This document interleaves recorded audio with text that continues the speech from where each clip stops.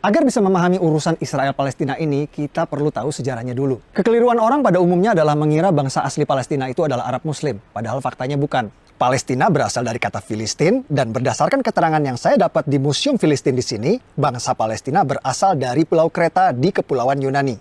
Mereka berlayar dari Pulau Kreta Yunani dan menetap di tanah yang kita kenal sekarang dengan nama Palestina. Jadi bangsa Palestina aslinya bukan Arab Muslim, tapi orang Yunani kuno. Waktu bangsa Filistin kesini dari Yunani, daerah ini dulu belum bernama Palestina. Daerah ini dulu masih bernama Kanaan atau Tanah Kanaan. Apakah waktu itu sudah ada bangsa Arab dan Yahudi di sini? Jawabannya belum.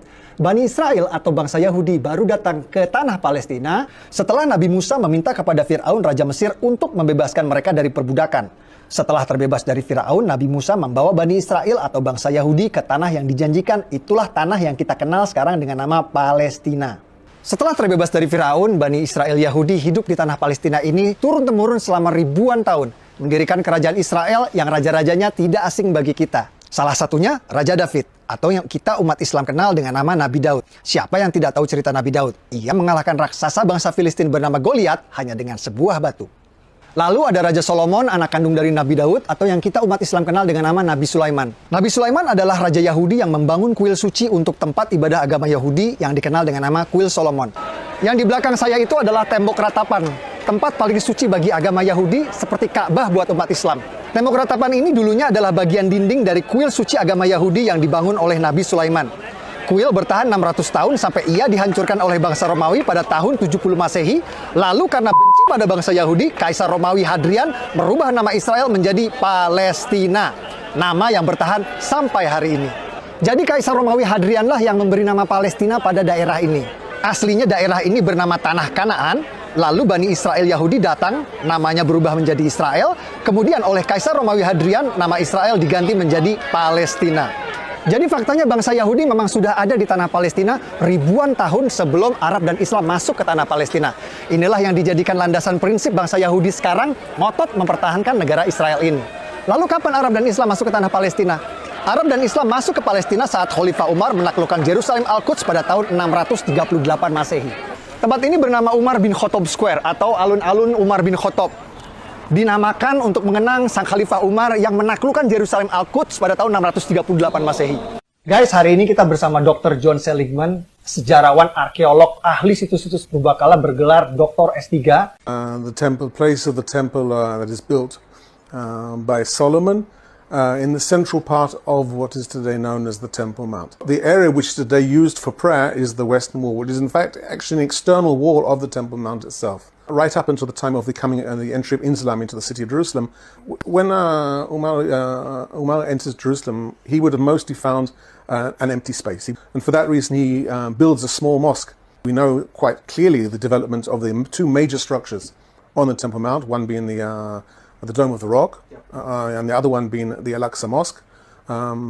Both were built by the fifth Caliph, Abdul Malik. Those buildings are later than the time of the arrival of Muhammad. Arab dan Islam berkuasa selama 500 tahun sampai kerajaan Kristen Prancis datang. Atas perintah Paus di Vatikan, pasukan Prancis datang menaklukkan Palestina yang kita kenal sekarang dengan istilah Perang Salib. Raja Kristen Prancis mendirikan kerajaan Yerusalem dan berkuasa di Palestina selama 100 tahun sampai akhirnya dikalahkan. Setelah 100 tahun, akhirnya Prancis menyerah pada pasukan Raja Salahuddin Ayyubi yang berhasil merebut Palestina kembali ke tangan Islam. Ottoman Turki kalah di Perang Dunia I dan dipaksa menyerahkan sebagian besar wilayahnya kepada negeri pemenang Inggris dan Prancis. Provinsi Suriah dan Libanon menjadi milik Prancis, Provinsi Palestina dan Jordan jadi milik Inggris. Inggris mengganti nama Palestina menjadi British Mandate Palestine. Lalu Perdana Menteri Inggris langsung mengambil inisiatif mendukung pendirian negara Israel di Palestina lewat deklarasi Balfour yang berbunyi, "Pemerintahan Yang Mulia Ratu Inggris mendukung pendirian rumah nasional untuk bangsa Yahudi."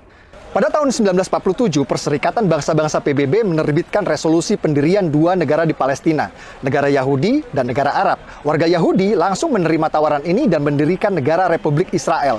Tapi negara-negara Arab tetangga menolak pendirian dua negara ini dan langsung memerangi Israel. Hasilnya, tepi barat dikuasai oleh Yordania dan Gaza dikuasai oleh Mesir. Jadi yang menggagalkan berdirinya negara Palestina itu bukan Israel, tapi Yordania yang menjajah tepi barat dan Mesir yang menjajah Gaza. Bahkan selama bertahun-tahun, Yordania dan Mesir menolak mengakui kedaulatan Palestina di tepi barat dan Gaza dan menganggap dua daerah tersebut menjadi bagian dari negara mereka. Ini fakta. Negara-negara Arab terus menolak pendirian negara Palestina inisiatif dari PBB. Dan pada tahun 1967 kembali menyerang Israel di Perang 6 Hari yang dimenangkan oleh Israel. Kekalahan ini malah membuat tepi barat dan Gaza kini dikuasai penuh oleh Israel. Bahkan saat Yasser Arafat, pemimpin Gerakan Pembebasan Palestina PLO, sepakat perjanjian damai Oslo yang akan mendirikan negara Palestina berdampingan dengan Israel ditolak oleh partai oposisi Hamas yang membuat pendirian negara Palestina kembali gagal. Dulu PBB menawarkan pendirian negara Palestina ditolak, malah dibalas dengan perang. Lalu Amerika menawarkan pendirian negara Palestina kembali ditolak. Sepertinya perdamaian memang sulit tercapai di sini karena setiap ada upaya menuju perdamaian selalu ada pihak-pihak yang berusaha untuk menggagalkannya. Tahun 2007 saat Presiden Palestina Mahmud Abbas sepakat dengan solusi dua negara, oposisi Hamas malah sengaja menembakkan roket-roket ke Israel sebagai tanda mereka menolak solusi damai tersebut.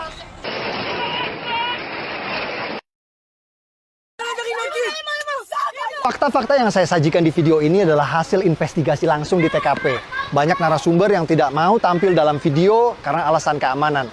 Saya berharap video ini bisa memberikan penjelasan, membantu menjelaskan bahwa apa yang terjadi di sini bukan seperti yang kita dengar selama ini. Peduli Palestina adalah masalah kemanusiaan. Betul, saya setuju. Tapi jika Anda peduli tanpa tahu fakta, hanya akan membuat Anda mudah dibodohi oleh penipu maling donasi seperti ACT yang sering memutarbalikkan fakta agar uang keluar dari dompet Anda.